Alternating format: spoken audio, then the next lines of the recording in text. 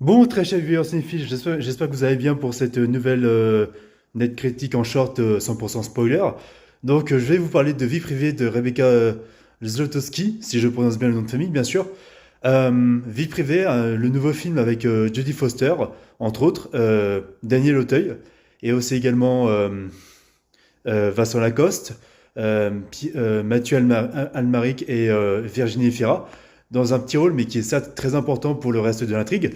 Donc l'histoire, c'est celle de Gillian Steiner, qui en fait est jouée par Jodie Foster, qui est une psychiatre qui se fait chier dans sa vie, qui est assez associable et qui est assez susceptible envers les gens, jusqu'à ce que l'une de ses patientes principales, jouée par Virginie Fira, meurt mystérieusement. Apparemment, c'est dû à un suicide.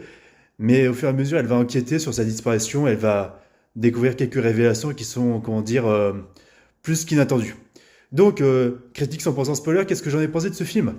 Très particulier, c'est un bon film, c'est intéressant dans sa proposition. C'est un film qui reste simple, c'est pas une grande enquête policière, quoi que ce soit. C'est c'est surtout le parcours d'une femme qui essaye de se reconstruire dans sa vie, qui essaye de se remettre en question, c'est-à-dire Liliane, jouée par Jodie Foster, qui est incroyable dans ce film-là, qui porte le film. Et en fait, ce qui est intéressant, c'est que ce personnage-là est assez associable, mais peu à peu, elle essaye de se ressourcer auprès d'elle.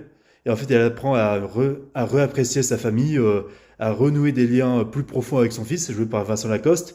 Elle apprend aussi peu à peu à renouer des liens avec son ex, qui est joué par Daniel Auteuil, qui est juste incroyable et très attachant. C'est le mari, certes, l'ancien partenaire de Lydiane, mais il a toujours un peu d'affection pour elle, malgré une histoire une histoire peut-être de tromperie, si j'ai bien compris. Mais malgré tout, les deux s'entendent finalement, au fur et à mesure.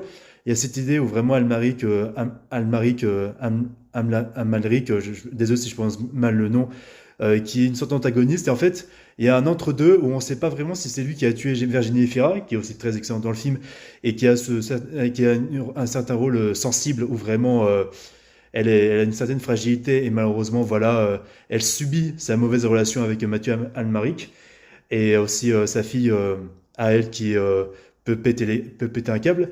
Mais on sent que pouvait y avoir peut-être une semi-romance, peut-être entre Virginie Fira et Jodie Foster dans le film, et que finalement ça amène à des visions par l'hypnose qui sont assez intrigantes et qui brouillent un peu les pistes dans le film justement pour faire perturber le spectateur sur ce qui est réel ou pas par rapport à la psyché du personnage de Liliane et par rapport au psyché des autres personnages. Bon, finalement je vais faire encore deux parties de cette critique-là 100% spoiler, restez bien jusqu'à la fin.